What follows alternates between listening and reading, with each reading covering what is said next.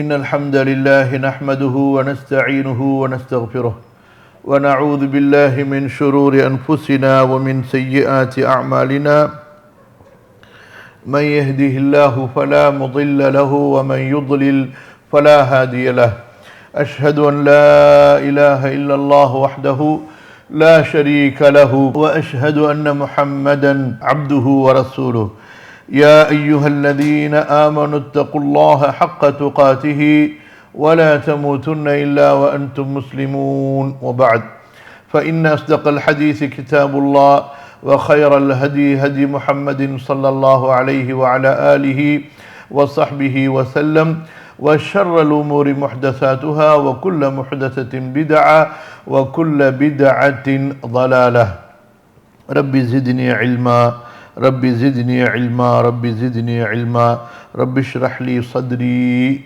رب اشرح لي صدري ويسر لي أمري اللهم علمني ما جهلت اللهم علمني ما جهلت اللهم فهمني كتابك وعلمني تأويل كتابك وفقه سنة نبيك محمد صلى الله عليه وسلم اللهم احفظني من الزيغ والضلال والغواية والحماقة والسفاهة والجهالة وجعلنا جميعا من الراشدين الهادين المهديين الصالحين المصلحين واغفر لجميع العلماء الذين خدموا دينك ونصروه ونشروه ودعوا إليه والذين جاهدوا في سبيلك بأموالهم وأنفسهم கண்ணியத்திற்குரிய அல்லாஹ்வின் அடியார்களே, மதிப்பிற்குரிய சகோதரர்களே சகோதரிகளே, ரசூலுல்லாஹ் ஸல்லல்லாஹு அலைஹி வஸல்லம் அவர்களுடைய வாழ்க்கை வரலாறை நாம் படித்து வருகின்றோம், கற்று வருகின்றோம். அந்த தொடரிலே நபி ஸல்லல்லாஹு அலைஹி வஸல்லம் அவர்களுடைய இறுதி ஹஜ், அவர்கள் தங்களது வாழ்க்கையிலே கடைசியாக செய்த மாபெரும் ஒரு இபாதத் ஹஜ் என்ற வணக்கத்தை பார்த்தோம்.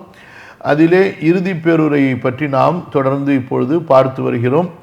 அந்த தொடரிலே இறுதி பேருரையை நாம் இறுதியாக பார்ப்போம் என்று கூறியிருந்த அந்த அடிப்படையிலே அந்த இறுதி பேருரையில் நபி ஸல்லல்லாஹு அலைஹி வஸல்லம் என்னென்ன உபதேசங்களை செய்தார்களோ அந்த உபதேசங்களை இப்போது நாம் பார்த்து வருகின்றோம். நபி ஸல்லல்லாஹு அலைஹி வஸல்லம் இந்த இறுதி பேருரையிலே தங்களுடைய உம்மத்துக்கு தேவையான வாழ்வியல் வழிகாட்டுதல்களை ஒரு அரசாங்கத்திற்கு, தனி நபருக்கு, சமூகத்திற்கு, இப்படியாக உம்மத்தில் உள்ள ஒவ்வொருவருக்கும் தேவையான அடிப்படையான உபதேசங்களைத்தான் இந்த இறுதி பேருரையிலே நபி ஸல்லல்லாஹு அலைஹி வஸல்லம் வழங்கினார்கள். பிறை 9 பிறை 10 அதைத்தான் அல்ஹம்துலில்லாஹ் நாம் சிறிது சிறிதாக பார்த்து வருகின்றோம்.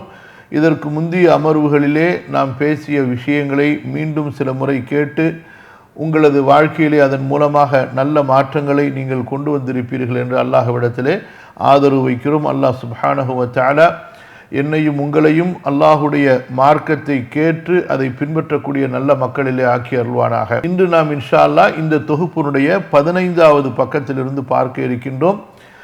நபி ஸல்லல்லாஹு அலைஹி வஸல்லம் அவர்களுடைய இந்த அறிவுரைக்கு நாம் கொடுத்திருக்கக்கூடிய தலைப்பு என்ன? உரிமைகளை மீறாதீர். உரிமைகளை மீறாதீர். அல்லாஹுடைய மார்க்கத்தில் ஒவ்வொருவருக்கும் அவருக்கு என்று சில உரிமைகள் இருக்கும், அவர் மீது சில கடமைகள் இருக்கும். பெற்றோருக்கு அவர்கள் மீது சில கடமைகளும் இருக்கும் பிள்ளைகள் விஷயத்தில், அதே போல அவர்களுக்கு சில உரிமைகளும் இருக்கும். அந்த உரிமைகளை பிள்ளைகள் பேணி நடக்க வேண்டும். இதே போன்று அல்லாஹுடைய இந்த தீனிலே எல்லோருக்கும் கடமைகள் எப்படி கொடுக்கப்பட்டிருக்கின்றனவோ அதுபோன்று உரிமைகளும் கொடுக்கப்பட்டிருக்கின்றன. அரசரிலிருந்து சாதாரண ஒரு வெகுஜன ஒரு மனிதர் வரை அவர் மீது இந்த மார்க்கத்திலே கடமையும் இருக்கும், உரிமையும் இருக்கும். அதாவது அல்லாஹுவிற்கும் அல்லாஹுடைய அடியார்களுக்கும் அவர் செய்ய வேண்டிய கடமையும் அவர் மீது இருக்கும், அவருக்கென்று உரிமைகளும் இருக்கும். இந்த சமுதாயத்திலிருந்து அவர் பெற வேண்டிய, அதாவது அவருக்கு செய்யப்பட வேண்டிய கடமைகள் தான் உரிமைகள். அவையும் இந்த அல்லாஹுடைய இந்த மார்க்கத்திலே தெளிவாக வரையறுக்கப்பட்டிருக்கிறது. அந்த அடிப்படையிலே அல்லாஹுடைய தூதர் ஸல்லல்லாஹு அலைஹி வஸல்லம் இந்த உபதேசத்திலே குடும்ப வாழ்க்கையினுடைய அடிப்படைகளை நமக்கு புரிய வைக்கிறார்கள். இன்று உலக சமுதாயத்திடத்திலே அரசியலில், சமூகவியலில் மிகப்பெரிய ஒரு குழப்பம் சீர்கேடுகள் நிலவி இருப்பதனுடைய பின்னணி முக்கிய காரணம் என்னவென்றால் குடும்பங்கள் சீர்குலைந்திருப்பது. மேற்கத்தியர்களுடைய அந்த கலாச்சாரத்தின் ஒட்டுமொத்த சுருக்கம் என்னவென்றால் குடும்பத்தை சிதைப்பது, குடும்பத்தை பாழாக்குவது, குடும்ப உறவுகளை பிரிப்பது, இரத்த உறவுகளை பிரிப்பது, குடும்பத்தினுடைய வேல்யூ மதிப்பை எடுத்து விடுவது. இதன் மூலமாக அவர்கள் தாங்கள் விரும்பிய அசிங்கமான, அனாச்சாரமான, அநாகரிகமான ஷைத்தானிய கலாச்சாரங்களை, ஒழுக்கக்கேடுகளை சமுதாய மக்களுக்கு மத்தியிலே வெகு விரைவாக பரப்பிவிடலாம். அதன் மூலமாக உலக ஆதாயங்களை, பொருளாதாரத்தை அவர்கள் அடையலாம். புரியுதுங்களா? ஒரு விஷயத்தை நல்லா புரிந்து கொள்ளுங்க. மேற்கத்தியர்கள் ஏன் ஒழுக்கக்கேடுகள், நல்லா கவனிங்க, மேற்கத்தியர்கள் ஏன் ஒழுக்கக்கேடுகள், அசிங்கங்கள், ஆபாசங்களுக்கு பின்னால் இவ்வளவு அலைகிறார்கள் என்றால் அதன் மூலமாகத்தான் அவர்கள் பெரிய பொருளாதாரத்தை ஈட்ட முடியும். அந்த ஒரு பெரிய பொருளாதாரத்தை ஈட்டுவதற்காக வேண்டிதான் இந்த ஒழுக்கக்கேடுகள், அசிங்கங்கள், ஆபாசங்களை பரப்புவதிலே அவர்கள் இவ்வளவு மும்முரமாக இருக்கிறார்கள். சினிமாக்களின் மூலமாகவோ அல்லது ஆடல் பாடல் நிகழ்ச்சிகளின் மூலமாகவோ மதுவின் மூலமாகவோ ஆடை அலங்காரங்களிலே இருக்கக்கூடிய ஒழுங்கீனங்கள், அதாவது வெட்கமற்ற ஆடை கலாச்சாரங்கள், இதன் மூலமாகவெல்லாம் அவர்கள் எதிர்பார்ப்பது என்னவென்றால் பொருளாதார நன்மை. அவர்களுக்கு கிடைக்க வேண்டிய, அவர்கள் இதன் மூலமாக பெரிய ஒரு பொருளாதாரத்தை சம்பாதிக்க வேண்டும். இது அவர்களுடைய அடிப்படை நோக்கம்.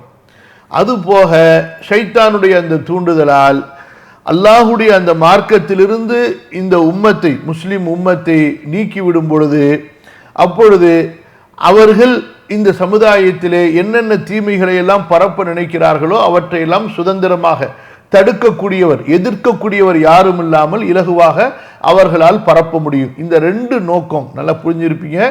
இந்த ரெண்டு நோக்கம், பிரதான நோக்கம் இந்த மேற்கத்தியர்களுக்கு இந்த ஒழுக்கக்கேடுகள், சீர்கேடுகள், அனாச்சாரங்கள், ஆபாசங்கள், அசிங்கங்கள், ஆடல் பாடல், இசை, விபச்சாரம், இதன் மூலமாக. அல்லாஹுடைய தீன் இருக்கிறதே மனிதர்களை வைத்து சம்பாதிப்பதற்காக வந்த தீன் அல்ல.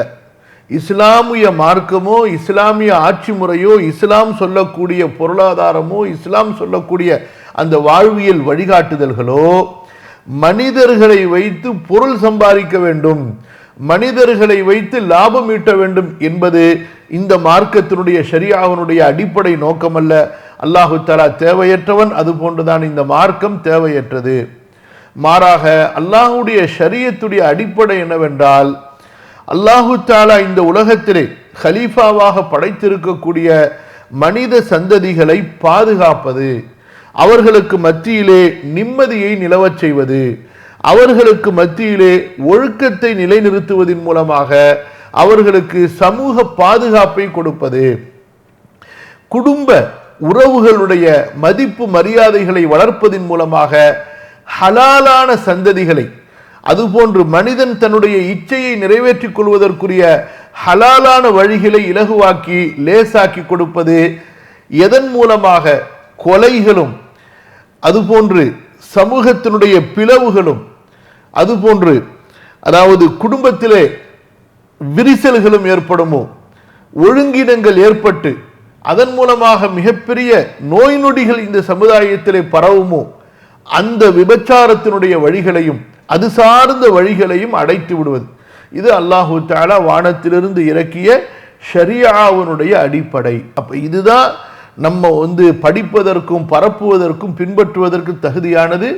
முஸ்லிம்கள் அமைதியாகி விட்டார்கள், ஷாத்தான்கள் இப்பொழுது பேச ஆரம்பித்து விட்டார்கள். நாம் ஒழுக்கத்தை பற்றி பேசுவதை விட்டுவிட்டோம்.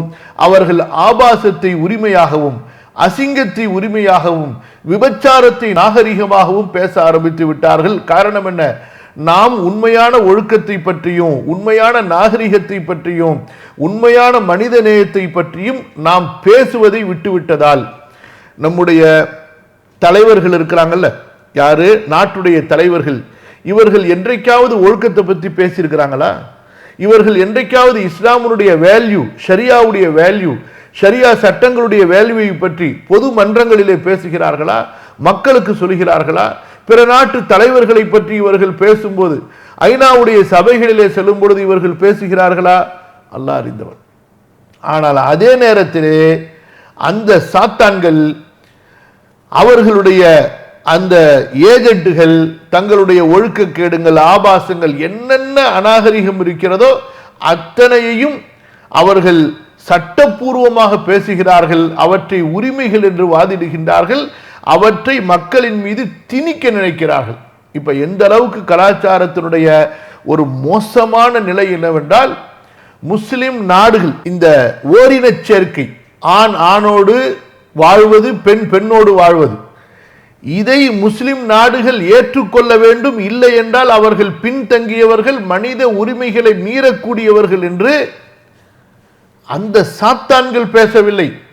அந்த சாத்தான்கள் நம்மில் உள்ளவர்களை பேச வைத்து விட்டார்கள் என்றால், முஸ்லிம்களில் உள்ளவர்களை, ஆட்சியாளர்களை, சிந்தனையாளர்களை, எழுத்தாளர்களை, ஆண்களை, பெண்களை பேச வைத்து விட்டார்கள் என்றால், தங்களுடைய இந்த பிரச்சாரத்திலே எந்த அளவு அவர்கள் வெற்றி கண்டு விட்டார்கள்.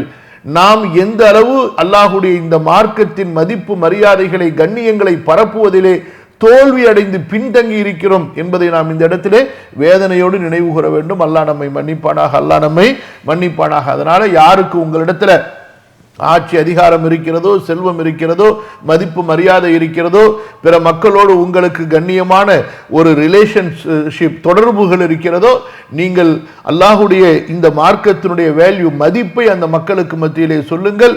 இந்த மார்க்கத்தில் எது தடுக்கப்பட்டதோ, ஹராமாக்கப்பட்டதோ, அதனுடைய தீமைகள், கெடுதிகள் என்ன, அதனுடைய ஆபத்துகள் என்ன, அதனுடைய பின் விளைவுகள் என்ன என்பதை அவர்களுக்கு புரிய வையுங்கள். இல்லை என்றால் நீங்கள் உங்களுடைய மார்க்கத்திற்கு துரோகம் செய்த, அல்லாஹ்விற்கும் அல்லாஹுடைய தீனுக்கும் துரோகம் செய்தவர்களாக ஆகிவிடுவீர்கள். அல்லாஹு தஆலா அந்த நிலையிலிருந்து நம்மை பாதுகாப்பானாக. ஆமீன். இப்ப விஷயத்துக்குள்ளார போவோம். முறை தவறி நடக்காதீர். ஓ மக்களே, ஒவ்வொருவருக்கும் சொத்தில் அவரவரின் உரிமைகளை அல்லாஹு தஆலா வழங்கி இருக்கிறார். முறை தவறி நடக்காதீர். இந்த ரெண்டுத்துக்கு சேர்த்து நம்ம சொன்ன முன்னுரை தான் இப்ப நம்ம பேசுறது. அதாவது முறை தவறி நடக்காதீர், உரிமைகளை மீறாதீர். முறை தவறி நடக்காதீர் என்பதற்கு கொஞ்சம் சுருக்கமா சொல்வதாக இருந்தால் என்ன, அல்லாஹு தஆலா நாம் ஒவ்வொருவருக்கும் ஒரு பவுண்டரி, ஒரு எல்லை, ஒரு வரையறை, ஒரு வட்டத்தை கொடுத்திருக்கிறான். அந்த வட்டத்துக்குள்ளாரதான் நம்ம போகணும். இதுக்கு உதாரணம் எப்படி, நீங்க ஒரு ஹைவேல ஒரு வாகனத்தை ஓட்டி கொண்டு போறீங்க. நீங்க ஒரு லேன்ல உங்களுக்கு 2 கோடு கொடுக்கப்பட்டிருக்கும், அதுக்குள்ளார தான் போகணும்.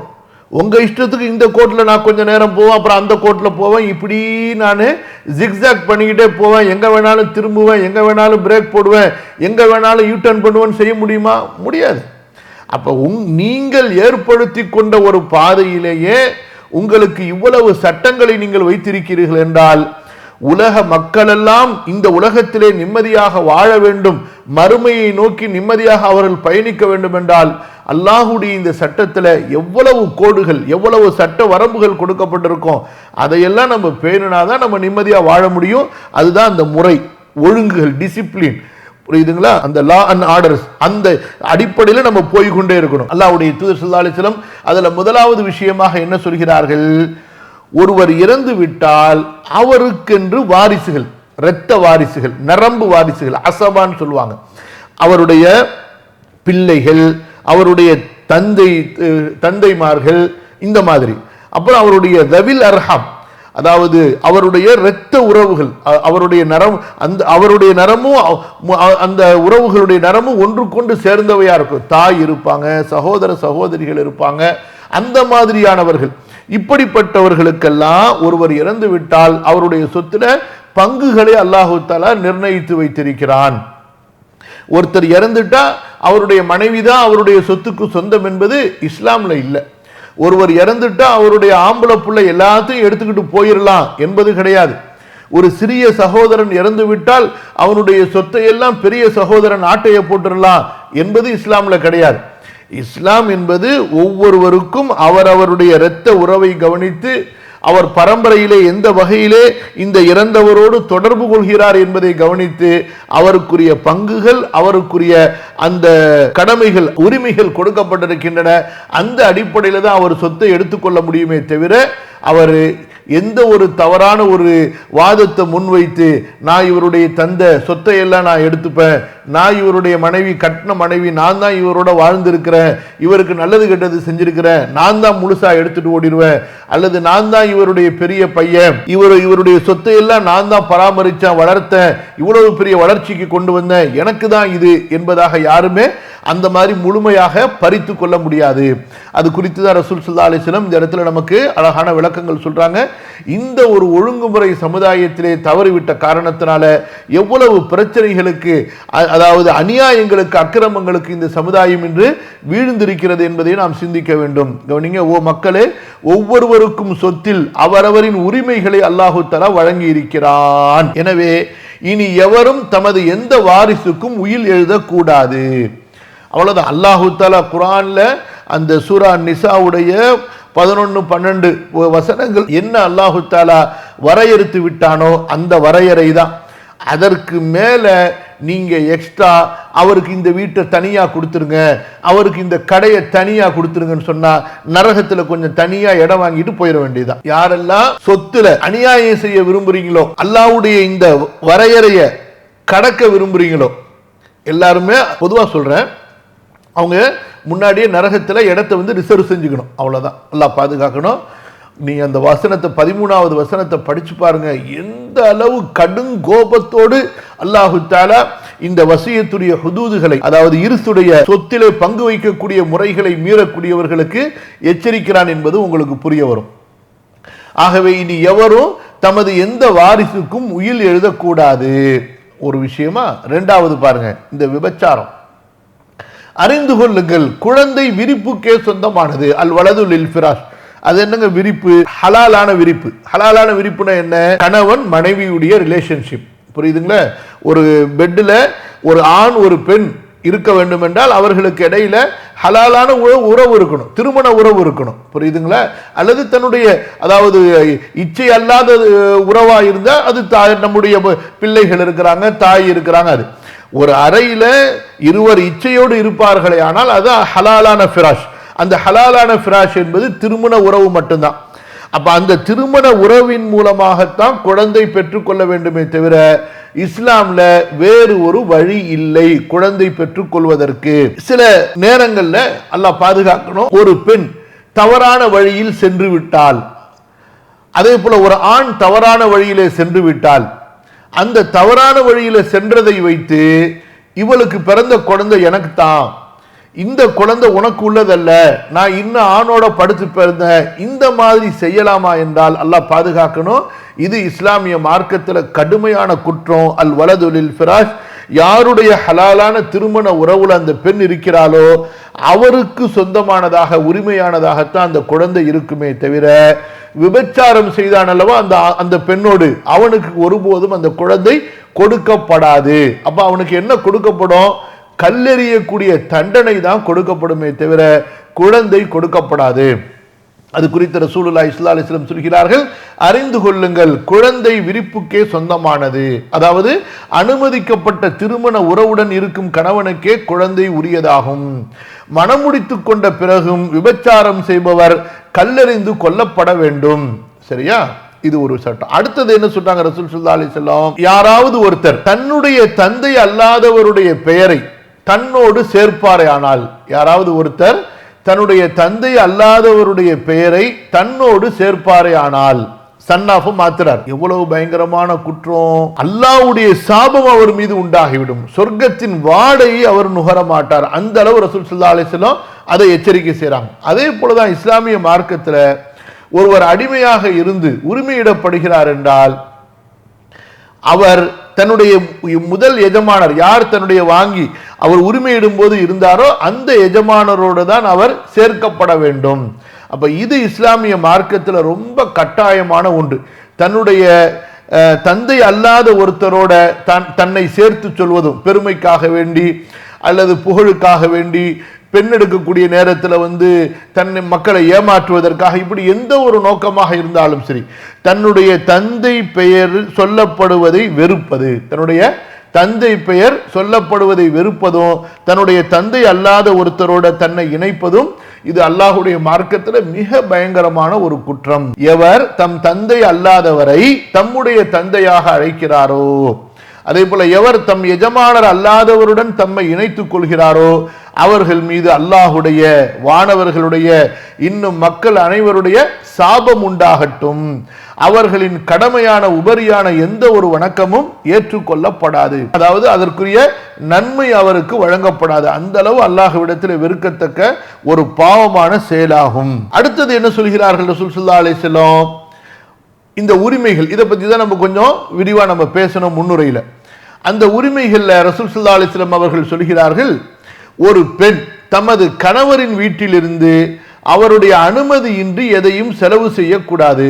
ஒரு பெண்ணு தன்னுடைய கணவருடைய வீட்டில் அவருடைய அனுமதி இல்லாமல் எதையும் செலவு செய்யக்கூடாது. இது எந்த விஷயத்துல? கணவருக்கு சொந்தமான விஷயத்துல. இஸ்லாமிய மார்க்கத்தில் ஒரு பெண் திருமணம் முடித்து வந்து விட்டாலே கணவனுடைய சொத்துல அவர் எப்படி வேண்டுமானாலும் அவள் அனுபவிக்கலாம் என்பதும் கிடையாது. அதே போல ஒருத்தியை திருமணம் செய்து விட்டாலே அவளுக்கு அவளுடைய தந்தையின் மூலமாக கிடைக்கப்பட்ட சொத்துக்களுக்கும் அவளுக்குரிய சம்பாத்தியம் இருக்கிறது அல்லவா, அந்த சம்பாத்தியத்திலும் தனக்கு முழு ரைட்ஸ், உரிமை இருக்கிறது. எனவே நான் எப்படி வேணாலும் செலவு செய்யலாம் என்பது கணவனுக்கும் கிடையாது.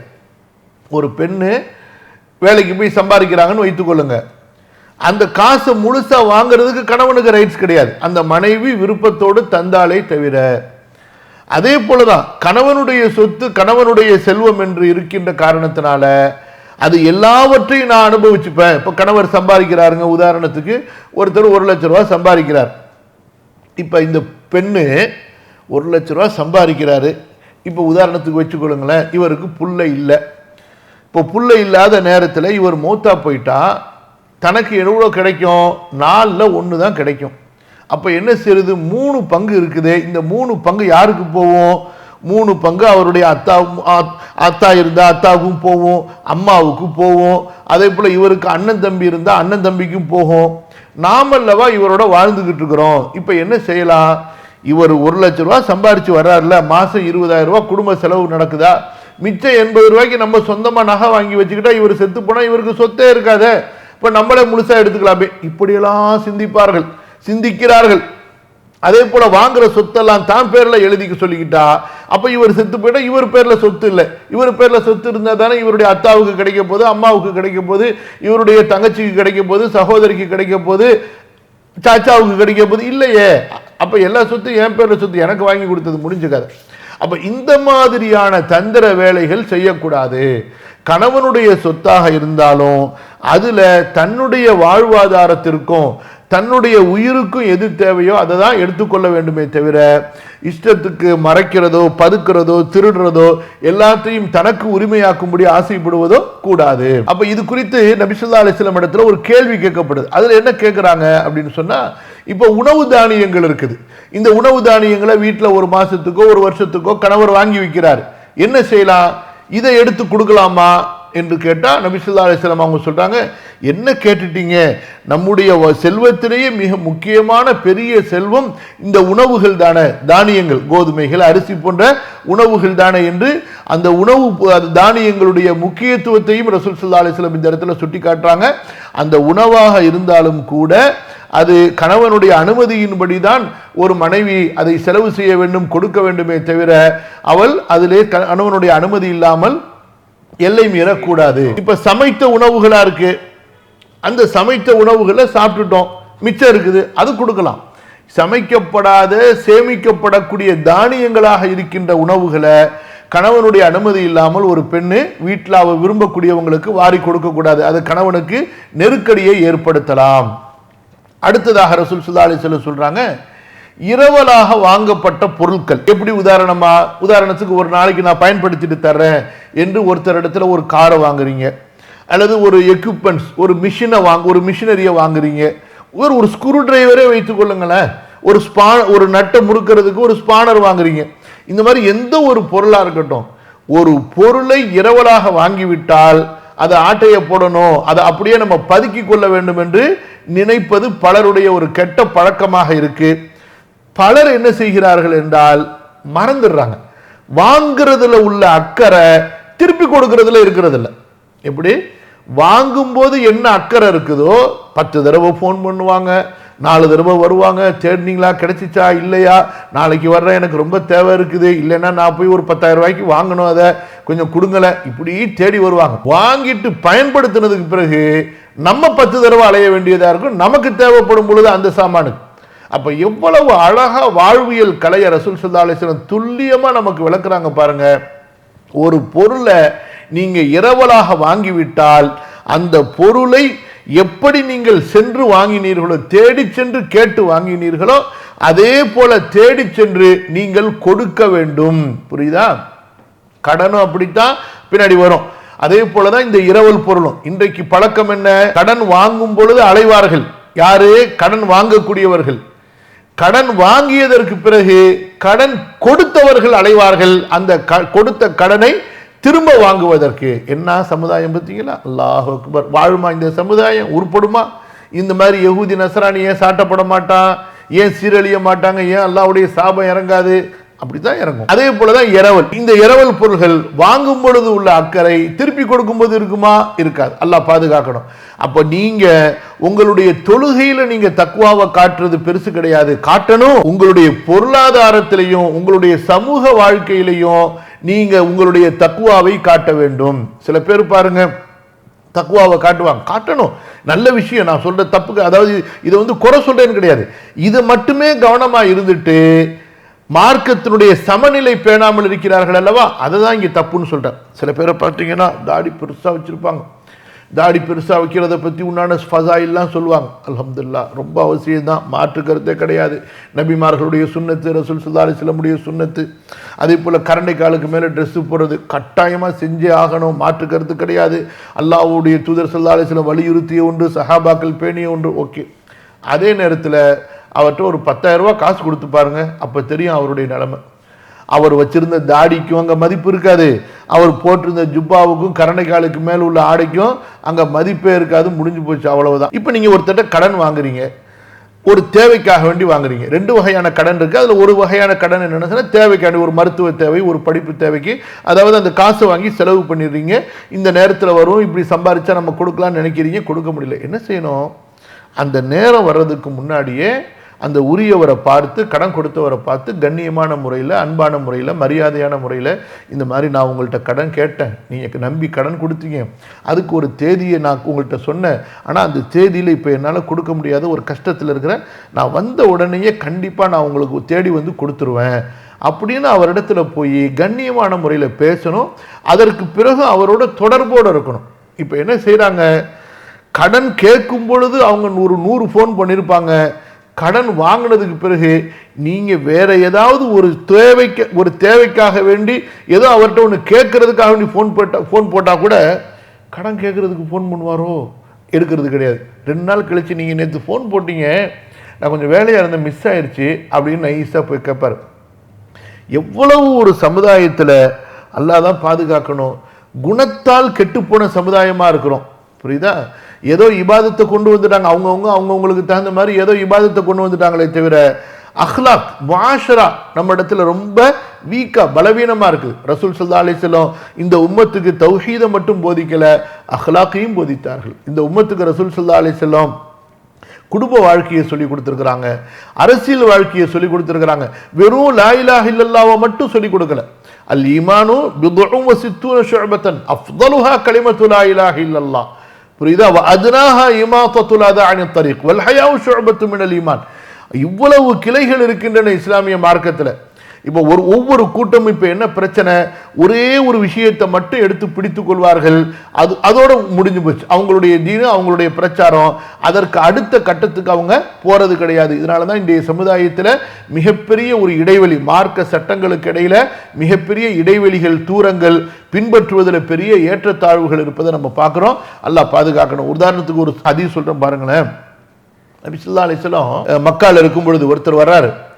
நீங்க யாருன்னு கேட்கிறார். நான் நபின்னு சொல்றாங்க நபி ஸல்லல்லாஹு அலைஹி வஸல்லம். நபினா யாருன்னு கேட்கிறாங்க. நபினா அல்லாஹ் அனுப்பியிருக்கிறான். அவர் கேட்கிறார், எதுக்கு அனுப்பியிருக்கிறான் உங்களன்னு சொல்லி. நீங்க பாருங்க, ஹதீஸை பாருங்க. அல்லாஹ் என்னை அனுப்பி இருக்கிறான், அல்லாஹ் ஒருவனை மட்டுமே வணங்கப்பட வேண்டும் என்று அழைப்பதற்காகவும், சிலைகளை உடைப்பதற்காகவும் இரத்த உறவுகளை சேர்த்து வாழும்படி மக்களுக்கு கட்டளையிடுவதற்காகவும் எங்க கொண்டு வந்து முடிச்சு போறாங்க பாருங்க. அதே போல இன்றைக்கு நீங்க ஒரு வேலை செய்ய குர்ஆன்ல எடுத்து தௌஹீது சொல்லப்பட்ட வசனங்களா நீங்க எடுத்து பாருங்க. தௌஹீது சொல்லப்பட்ட எல்லா வசனங்களிலுமே அங்க இரத்த உறவுகள் சமூக வாழ்க்கையும் சேர்த்து சொல்லப்பட்டிருக்கும். இன்றைக்கு சில மூடர்கள், சில முட்டாள்கள் அல்லது சில அறகுறைகள் உருவாக்கிய தௌஹீதிலையும் சலஃபி பிரச்சாரத்தில் வேண்டுமானால் தௌஹீது மட்டும் போதிக்கப்படும், அஹ்லாக்கு போதிக்கப்படாமல் இருக்கலாம், அமல்கள் போதிக்கப்படாமல் இருக்கலாம், ஹுக்கூக்குகள் போதிக்கப்படாமல் இருக்கலாம். அது ரசூலுல்லாஹி ஸல்லல்லாஹு அலைஹி வஸல்லம் போதித்த தௌஹீத் அல்ல, அது ரசூல் ஸல்லல்லாஹு அலைஹி வஸல்லம் போதித்த சலஃபியா அல்ல. புரியுதா? இஸ்லாம் சொல்லக்கூடிய அந்த மன்ஹஜ் அல்ல. அது அவர்களா உருவாக்கி கொண்ட, அவர்களை திருப்திப்படுத்துவதற்கு உருவாக்கி கொண்ட ஒரு வழிமுறை. இஸ்லாம் சொன்னதுல லா இலாஹ இல்லல்லாஹும் இருக்கும், வபில் வாலிதைனி இஹ்சானா இருக்கும், வல் ஜாரிதில் குர்பா வல் ஜாரில் ஜுனுபி வஸ்ஸாஹிபி பில் ஜம்பி வபினிஸ் சபீல் வமா மலக்கத் ஐமானுக்கும் எல்லாம் இருக்கு இஸ்லாம் சொன்னதுல. அதுதான் ஷரியாவுடைய மன்ஹஜ். புரியுதா? ஹைர். அப்ப இரவலாக வாங்கப்பட்ட பொருட்கள் உரியவரிடமே ஒப்படைக்கப்பட வேண்டும். அந்த காலத்தில் இருந்த ஒரு வழக்கம், அது என்ன? பாலை கொண்டு பயன்பெறுவதற்காக கொடுக்கப்பட்ட கால்நடைகள் அவற்றின் பயன்பாடு முடிந்தவுடன் அவற்றின் உரிமையாளர்களிடமே திருப்பி கொடுக்கப்பட வேண்டும். இப்போ என்னிடத்துல ஒரு 10 மாடு இருக்குது, எனக்கு ஒரு 5 மாட்டிலிருந்து வரக்கூடிய பால் போதுமானது. ஒரு 5 மாடு பால் கறக்கக்கூடிய மாடு இருக்குது அல்லது ஒட்டகம் இருக்கு. என் பக்கத்து வீட்டுக்காரங்க அவங்களுக்கு வந்து பால் தேவைப்படுது. இப்போ இது வந்து பெரிய சதக்கா, இது ரொம்ப பெரிய சதக்கா. இது அல்ஹம்துலில்லாஹ், நீங்க இந்த ஒட்டகத்தை வச்சுக்கொள்ளுங்க, இது பால் கொடுக்குற வரைக்கும் பால் எடுத்துங்கன்னு இவர் சந்தோஷமா கொடுக்கிறார். அப்ப அந்த பெற்றுக்கொண்டவர்கள் என்ன செய்யணும்? அந்த ஒட்டகத்தை பராமரித்து அதனுடைய பாலை கொண்டு அனுபவிப்பாங்க. அடுத்ததாக பால் நிற்கக்கூடிய ஒரு காலம் வரும். அந்த காலம் வந்த உடனே அல்ஹம்துலில்லாஹ் ஜஸாக்கல்லாஹு ஹைரன், இதனுடைய பாலை கொண்டு பயன்பெறுவதற்கு நீங்க இந்த ஒட்டகத்தை எங்களுக்கு கொடுத்தீங்க, அல்ஹம்துலில்லாஹ்னு சந்தோஷமா திருப்தியா கொண்டு வந்து மரியாதையா கொடுத்துடணும். அப்படி இல்லாம இதை 2 மாசமா நான் தான் தீனி போட்டு வளர்த்தேன், 5 மாசமா நான் தான் தீனி போட்டு வளர்த்தேன், அதுக்கு நீ காசை கொடுத்துட்டு ஒட்டகத்தை வாங்கிட்டு போ, அதுக்கு காசை கொடுத்துட்டு மாட்டை வாங்கிட்டு போ, ஆட்டை வாங்கிட்டு போனா இது மிகப்பெரிய அநியாயம். நீங்க போட்ட தீனிக்கு அதனுடைய பாலை கொண்டு நீங்க அனுபவிச்சுட்டீங்க. புரியுதா? அதனால அந்த ஒட்டகம் யாருக்கு சொந்தமானதோ அவர் கொடுத்த மாதிரி கொண்டு வந்து கொடுத்துடணும். இந்த மாதிரி இது வந்து சதக்கால ஒரு பெரிய சதக்கா தர்மம். தன்னுடைய அதாவது கால்நடைகளை, பால் தரக்கூடிய கால்நடைகளை பிறரிடத்துல கொடுத்து அதனுடைய பாலை கொண்டு அவர்கள் அனுபவித்துக் கொள்ளும்படி சொல்றது. பாலை கொண்டு பயன்பெற கொடுக்கப்பட்ட கால்நடைகள் அவற்றின் பயன்பாடு முடிந்தவுடன் அவற்றின் உரிமையாளரிடமே திருப்பி கொடுக்கப்பட வேண்டும். அடுத்து பாருங்க, கடன்கள் நிறைவேற்றப்பட வேண்டும். கடன்கள் நிறைவேற்றப்பட வேண்டும். அது 1 ரூபாயா இருந்தாலும் சரி, 1 லட்சமா இருந்தாலும் சரி, கடன்கள் கண்டிப்பாக நிறைவேற்றப்பட வேண்டும். அடுத்து இழப்பீடுகளை நிறைவேற்ற தலைவனை பொறுப்பாளன் ஆவான். இழப்பீடுகள்லாம் என்ன? ஒரு சமுதாயத்துல 2 பேருக்கும் இடையில சண்டை சச்சரவுகள், பிரச்சனைகள், சில குழப்பங்கள் வருது. அப்ப அந்த மாதிரி நேரத்தில் ஏதாவது சேதங்கள் ஏற்படுகிறது அல்லது 2 பேருக்கும் இடையில ஒரு பிரச்சனை வருது. அந்த பிரச்சனையில ஒருத்தர் என்ன செய்றாரு, இப்ப நீ காசு கொடுக்கணுமா, சரி விடு, நீ அவர்கிட்ட போய் இனிமே சண்டை போடாத, நான் அந்த காசுக்கு பொறுப்பேற்றுக் கொள்றேன்னு 3வது ஒருத்தர் வந்து பொறுப்பேற்றுக் கொள்றார். அவர்கிட்ட வசதி இல்லை, என்ன செய்யணும்? அப்ப அந்த சமுதாயத்துடைய தலைவர் அந்த 3வது நபருக்காக வேண்டி உழைச்சி சமுதாயத்திடத்துல காசு சேகரித்து அவருக்கு அந்த காசு கொடுத்து அந்த பிரச்சனைக்கு நீ பொறுப்பு எடுத்துக்கொண்ட மாதிரி அதை போய் நீ நிறைவேற்றிட்டு வா என்று சொல்லணும். அப்ப சமுதாயத்தினுடைய தலைவர்களாக இருப்பவர்கள் அவர்கள் இன்றைய காலத்தில் எப்படி இருக்கிறாங்கன்னு சொன்னா, அது மன்னர்களாக இருக்கட்டும், மந்திரிகளாக இருக்கட்டும், அல்லது ஜனநாயகத்தில் தேர்ந்தெடுக்கப்படக்கூடிய முதல் மந்திரிகளோ அல்லது வந்து ஜனாதிபதிகளோ யாரா இருக்கட்டும், மக்களை கொண்டு தான் எவ்வளவு அனுபவிக்கலாம் என்று பார்க்கிறார்களே தவிர மக்களுக்கு தாங்கள் என்ன கடமைகளை செய்ய வேண்டும் என்பதை பெரும்பாலும் பார்ப்பதில்லை. அல்லாஹ் பாதுகாத்து அல்லாஹ் அருள் புரிந்த சில நல்லவர்கள் வேண்டுமானால் எங்கேயாவது இருக்கலாம். பொதுவாக நான் சொல்லக்கூடிய நிலை, ஹலீஃபாக்கள் யார் என்றால், நம்முடைய 4 ஹலீஃபாக்கள் இருந்தாங்கல்ல, அவர்களும் அவர்களுடைய வழியில் வந்த நல்ல மன்னர்கள் எப்படி என்றால், மக்கள் தங்களுக்கு என்ன கடமைகள் செய்கிறார்கள், தங்களை எதிர்க்கிறார்களா, திட்டுகிறார்களா, அதை பார்க்க மாட்டாங்க. மாறாக தங்கள் மீது மக்களுக்காக அல்லாஹ் சுமத்திய கடமைகளை நிறைவேற்றுவார்கள். இன்று உலகத்தில் அப்படி ஒரு முஸ்லிம் நாடு இருக்குமே ஆனால் சுப்ஹானல்லாஹ், இன்று உலகத்தில் இந்த பிரச்சனைகளுக்கும் இந்த ஒரு குழப்பத்துக்கும் இப்படிப்பட்ட ஒரு இழிவான ஒரு நிலைக்கும் முஸ்லிம்கள் ஆகி இருக்க மாட்டாங்க. அல்லாஹ் பாதுகாக்கணும். அதனால துஆ செய்யுங்க. அல்லாஹு தஆலா நேர்வழியின் பக்கமோ சத்தியத்தின் பக்கமோ அல்லாஹ் ரசூலும் நமக்கு கொடுத்த உயர்ந்த மதிப்புகளை உடைய மார்க்கத்தின் பக்கமோ நாமும் திரும்புவதற்கும் நம்முடைய உயர்ந்த ஆட்சியாளர்கள் அதாவது நம்முடைய மன்னர்கள் அரசர்கள் திரும்புவதற்கும் அல்லாஹ்விடத்தில் நம்ம ரொம்ப துஆ கேட்கணும். இதுதான் இன்றைய நிலைமை. என்ன, தங்களுடைய ஹக்குகளை மக்களிடத்திலிருந்து வாங்குறதுல அவ்வளவு கடுமையா இருப்பாங்க.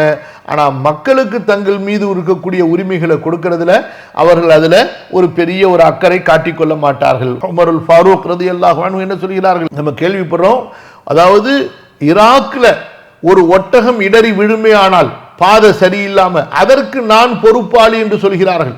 அப்ப எந்த அளவுக்கு, அதாவது சமுதாயத்தினுடைய மனிதர்கள் மட்டுமல்ல, அவர்களோடு வாழக்கூடிய மிருகங்களின் உரிமைகளை கூட நம்முடைய கலீஃபாக்கள் தன்னுடைய கடமையாக உணர்ந்தார்கள். மனுஷனுக்கே உரிமை இல்லை, ஆலிமுக்கே உரிமை இல்லை. ஒரு ஆலிம் அல்லாஹ்வை பயந்து கொள்ளுங்கள்னு சொன்னா அவரை தூக்கி ஜெயிலில் போட்டுறாங்க 10 வருஷம் 20 வருஷம். அப்படி இருக்கு நிலைமை. இழப்பீடுகளை நிறைவேற்ற தலைவனே பொறுப்பாளன் ஆவான். அல்லாஹ் சுப்ஹானஹு வ தஆலா எனக்கும் உங்களுக்கும் நாம் கேட்ட பேசிய விஷயங்களில் அல்லாஹ்விற்கும் அல்லாஹுடைய மார்க்கத்திற்கும் எது சரியானதாக இருக்கிறதோ, பிரியமானதாக உகப்பானதாக இருக்கிறதோ அதை கொண்டு நாம் அமல் செய்வதற்கு அல்லாஹ் தஆலா அருள் புரிவானாக. ஒவ்வொரு சிறிய பெரிய கெட்ட செயல்களை விட்டும், கொள்கையிலோ நம்முடைய குணங்களிலோ நம்முடைய பண்பாடுகளிலோ கலாச்சாரத்திலோ நாம் சீர்கெடுவதை விட்டும் வழிகெடுவதை விட்டும் அல்லாஹ் தஆலா நம்மை நம்முடைய இறுதி மூச்சு வரை பாதுகாப்பானாக. அஸ்தக்ஃபிருல்லாஹல் அஸீம் லீ வ லக்கும் ஃபஸ்தக்ஃபிருஹு இன்னஹு ஹுவல் கஃபூருர் ரஹீம். அஸ்ஸலாமு அலைக்கும் வரஹ்மத்துல்லாஹி வபரகாத்துஹு.